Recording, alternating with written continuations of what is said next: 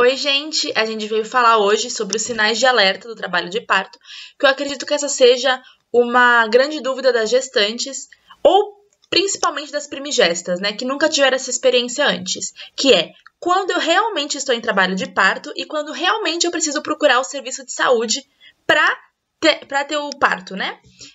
Vamos também citar algumas orientações gerais e espero que vocês gostem. Antes da gente começar a falar dos sinais de alerta do trabalho de parto, a gente vai falar o que é o trabalho de parto propriamente dito. Bom, o trabalho de parto, ele é uma série de contrações ritmadas e progressivas que, com o decorrer do tempo, vai fazer com que o nosso corpo mova esse feto para o mundo exterior, através do canal vaginal e do colo do útero. As contrações, elas vão fazer, como diz, vai contrair o útero e essa força vai fazer o nosso corpo expelir o feto, tá? O trabalho de parto, ele é dividido em basicamente 3 fases. A fase da contração, que é a fase latente, e a fase ativa. Elas são divididas nessas 2 fases. A fase latente, ela é aquela contração que ela não tem poder de dilatação. Então, você pode sentir a partir da 20ª semana. Ela é conhecida como contração de treinamento. Já na fase ativa, a contração ela tem poder de dilatação, que é quando você realmente está em trabalho de parto. A segunda etapa é a etapa da expulsão, que é quando você já está para ter o bebê. Então, você vai ter aquela dilatação completa e o seu corpo vai começar a trabalhar para expulsar o feto. E a terceira parte é a parte da dectação. O que é isso? A dectação é a parte que o corpo vai expelir a placenta. Isso pode demorar até 30 minutos. Nesse slide, mostra nitidamente como que o corpo trabalha para expulsar o feto, né? Como que é realmente o trabalho de parto. Então, desde a contração e da dilatação total até o começo da expulsão do feto. E a dectação. Vale lembrar que após a dectação é normal que ocorra um grande sangramento, porque o útero ele ainda está grande, ele se tornou uma ferida aberta, porque a placenta desgrudou, bem grosseiramente falando, e saiu. Então, você ficou com uma ferida aberta no útero. Então, vai realmente ter um grande sangramento até que o útero ele retorne à posição inicial. Claro que no pós-parto, a mulher continua tendo o sangramento. Só que aquele sangramento intenso de pós-parto, com a volta do útero para a posição inicial, isso vai dar uma diminuída, mas não vai parar. O sangramento pós-parto também é normal. Agora a gente vai abordar quais são os sinais e alertas do trabalho de parto, que você vai saber se realmente você entrou em trabalho de parto. O primeiro e o mais comum é a contração regular. Essa contração regular, ela precisa ser monitorada. Saber quanto tempo dura essa contração, 20 segundos, 30 segundos, e quanto tempo de espaçamento entre a primeira e a segunda, e assim por diante. Se é de 2 minutos, 3 minutos. É muito importante para poder saber em qual período do trabalho de parto você está. Tá? A sensação pélvica, sensação de pressão pélvica, também é muito comum, porque com a contração ela estimula a dilatação e a dilatação faz realmente essa sensação de dor pélvica grande. A perda do tampão mucoso, ela pode ocorrer em até 15 dias antes do trabalho de parto. O tampão mucoso, ele está lá para proteger o bebê, o feto na barriga do mundo exterior. Então, ele serve como proteção. Quando ele sai, é normal que ele saia com umas rajadas de sangue, que não precisa se preocupar. É bem característico mesmo, tá? A bolsa rota é a ruptura da membrana, né? Quando a bolsa estoura e você tem aquele grande perca de líquido, que é o líquido amniótico. E quando isso ocorre, você precisa ir para uma maternidade, que é um sinal que você está em trabalho de parto. Uma outra curiosidade, um outro sinal, é que quando o bebê encaixa, ele está no canal da passagem pro parto, ele vai ter uma diminuição do movimento fetal, porque ele já vai estar encaixadinho e pronto para nascer. Então, é normal que você sinta menos movimentação fetal na barriga. E o sangramento uterino, que em pouca quantidade é normal, e indica, sim, que você entrou em trabalho de parto e que você precisa ir para uma maternidade. Existem 2 situações que, se ocorrer, você precisa se atentar e ir para a maternidade o mais rápido possível, que essa situação é uma situação de alerta. Qual é essa situação? Quando você tem a ruptura da membrana, que é quando a bolsa estoura, o líquido que seu corpo vai expelir, o líquido amniótico, se ele estiver esverdeado, é um sinal de alerta que você precisa realmente ir para a maternidade. Porque o que isso pode indicar? Pode indicar que o bebê já tenha feito o primeiro cocodrilo na barriga, que é como se chamam de mecônio. E isso é muito preocupante porque ele pode causar infecção na mãe e no bebê. Então, você tem que se atentar para, se tiver esverdeado, você ir para a maternidade o mais rápido possível. A segunda situação é que se você tiver presença de sangue em grande quantidade após a ruptura da bolsa, que também é um sinal de alerta que, se você identificar isso, você precisa procurar um serviço de saúde o mais rápido possível.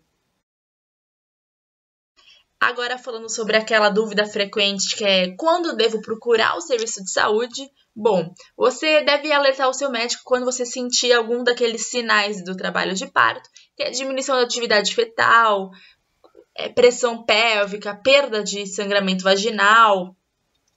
Você alerte seu médico e realize a monitoração das contrações, que é muito importante para identificar qual período do trabalho de parto você está. Você vai procurar um serviço de saúde quando essas contrações durarem 60 segundos ou mais, com um intervalo entre elas de 5 minutos. Se esses sinais durarem 1 hora, se ficar 1 hora tendo contrações de 60 minutos com intervalos de 5 minutos ritmados, você precisa procurar um serviço de saúde para uma avaliação médica. Quando você começar a sentir o início dos sinais do trabalho de parto, mas não for hora ainda de procurar o serviço de saúde, ou as suas contrações não estão ritmadas, ou você não teve ainda a bolsa rota, tem algumas coisinhas específicas que você pode fazer em casa para realmente ajudar esse trabalho de parto, o andamento desse trabalho de parto, que é andar. Ande, deambule bastante, porque isso realmente ajuda na dilatação, e vai ficar mais confortável para você. Você ter o seu parceiro sempre presente e alguém de confiança, que vai te passar confiança, vai te passar calma, porque é muito importante que nesse momento você tente se acalmar, tente se manter o mais calmo possível, guardando energia para o parto propriamente dito.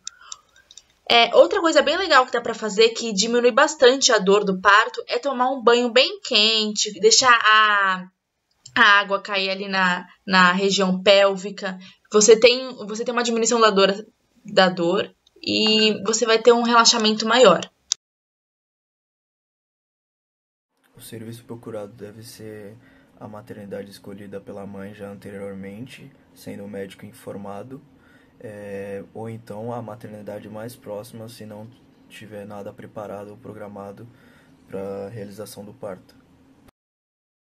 São esses documentos: o pedido médico, o RG e o CPF, a carteirinha de identificação do convênio, se possuir, né?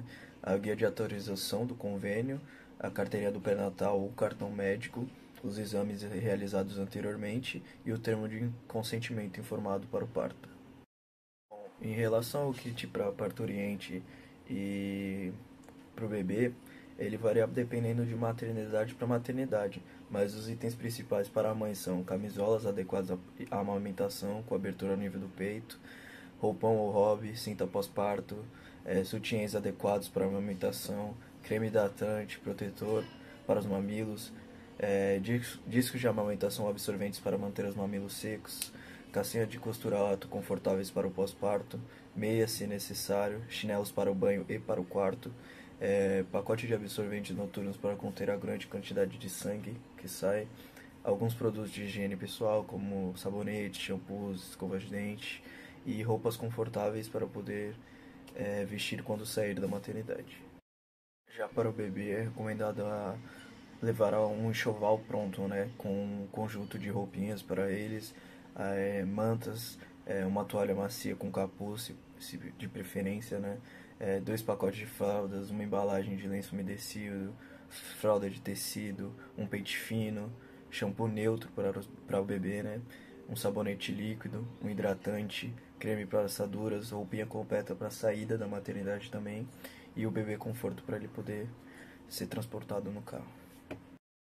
Algumas orientações finais, em caso tenha tido necessidade da episiotomia, é manter a região sempre bem limpa após fazer as necessidades e depois durante o banho também, e manter o local seco e bem cuidado. Em caso de cesariana, manter os pontos bem limpos também, secos, e os pontos geralmente são retirados de 8 a 10 dias diretamente na unidade de saúde. Como o útero também está voltando ao normal, é possível sentir cólicas um pouco mais fortes, principalmente durante a amamentação, é bem comum, e escorrimento de uma secreção da vagina, como se fosse um sangramento, só que vai clareando com o tempo, isso também é bem normal.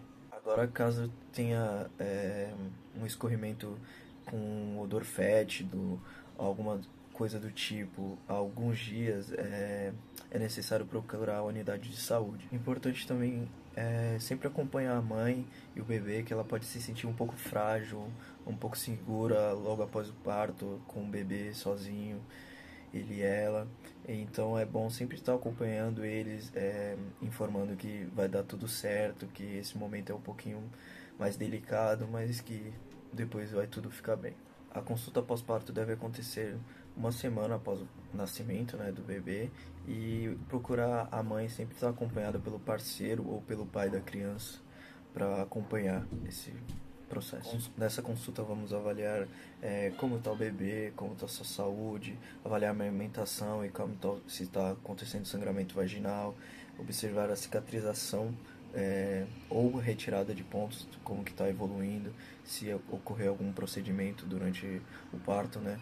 Vacinar e também realizar o teste do pezinho no bebê. Dúvida para os familiares sobre a questão da saúde do bebê e da mãe, e procurando saber se ela quer engravidar uma próxima vez, para, se não, conversar sobre métodos anticoncepcionais.